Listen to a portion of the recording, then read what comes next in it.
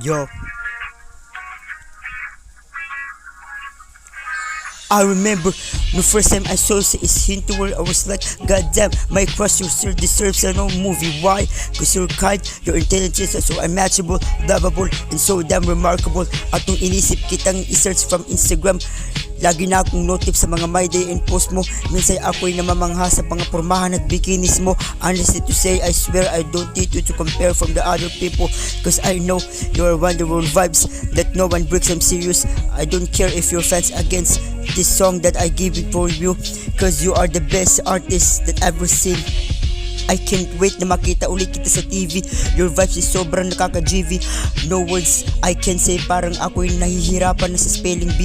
Ikaw lang ang akong gusto kong makasama, I guarantee. Mga mata mo ay nagsisilbing langit sa tuwing nakakakita ko ng mga bullshit sa aking paligid. Iniisip ko na ikaw ay aking kasiping. Ako hindi magbabago sa mundo na merong isang katulad mong maraming plano sa buhay. Ay lagi ako nananatili masaya habang ako ay puno ng lungkot. Nakikita ko mga vlogs mo nagsisilbi kung komportable. Pag ako'y buhay ay nagiging miserable, wala akong pakialam kahit kung anong oras ay masayang, basta pag ikaw lang ang nandyan. Garantisadong ako'y nag-aabang, di ako nagbibiro kahit puto pa ay magbago. Sa'yo lang mapapaamo kahit ako'y masisante sa trabaho. Hindi buong araw ko kapag hindi ka matanaw sa phone ko.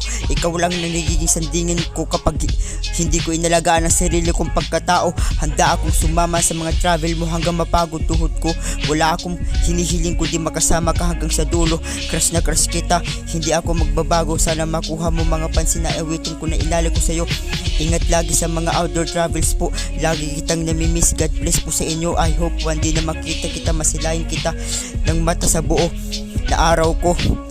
Kahit umabot pa ng umaga, handa po akong mapagod.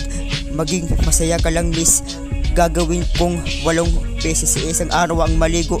Bahala na po, malamigan ang aking tuhod.